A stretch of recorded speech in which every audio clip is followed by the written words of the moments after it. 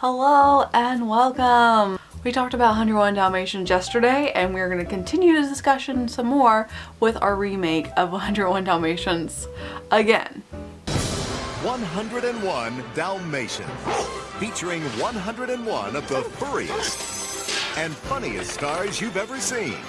The remake of 101 Dalmatians was released in 1996. And I do remember all the toys and everything from McDonald's around the time. I think I still have them. I had like little snow globes and whatnot that it came out with. And I do own those toys still.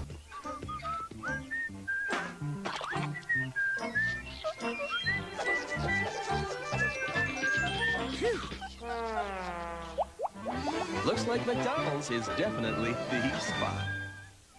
Puppies are here! Now all the cute puppies from Disney's 101 Dalmatians are at McDonald's. One toy in each Happy Meal you buy. Look! Each one's a surprise. 101 in all. You can collect and trade as many as you want before she does. There are some good things about this and there's some bad things about this. But overall, it is a really great film. And for a live action remake, they did a really great job with it. Stars Glenn Close, who is Cruella de Vil, I'm beginning to see spots. as well as Hugh Laurie, who is Jasper.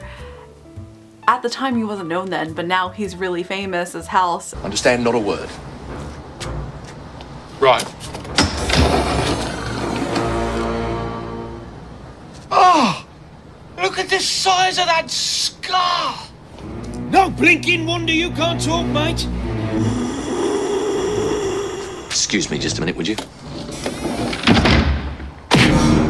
Because this is present day, they do take some liberties in adjusting career paths. So, for example, instead of a musician, Roger is now a video game programmer, and he's working on a game to make millions off of. If I've done my job right, Pongo, when this new villain comes up, you're gonna run from the room in a panic.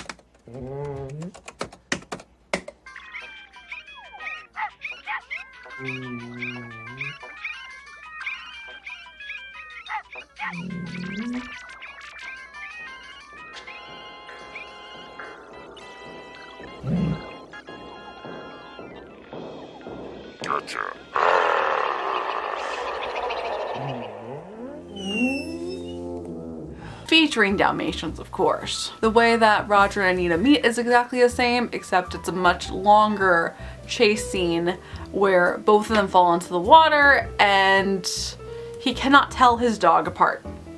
He takes Anita's dog instead, and the only way he's able to know is by checking what genitals this dog has. Stupid jokes. Excuse me.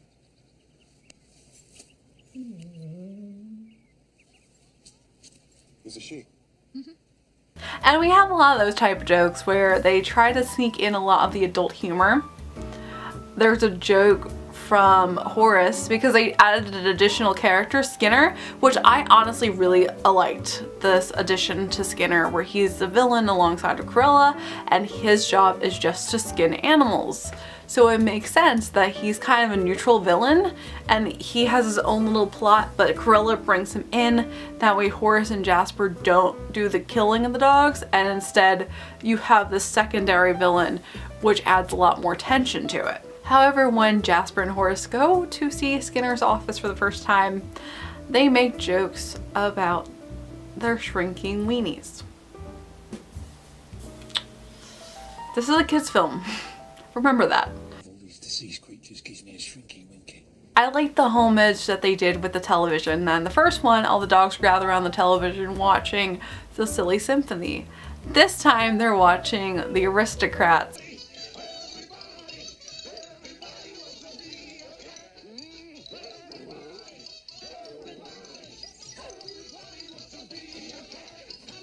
Come on, you two. We're gonna be watching that in a couple of days, so we're gonna be covering that very, very soon. That was really cool to see. I really did appreciate that. The only other problem I had with it is they rely too much on slapstick humor to pull the plot along, and the way the dogs interacted with the villains was very Home Alone-like, and it got a little bit too much at times. So this is the 90s and they thought that was funny. We had how many Home Alone sequels, so they wanted to continue this trend, but with dogs, because it's going to be totally different with dogs. Totally not like Home Alone at all. No, not at all. Right, you better get out and check the tailpipe. We've got a condensation problem. One of these days, I'm gonna be full up of you.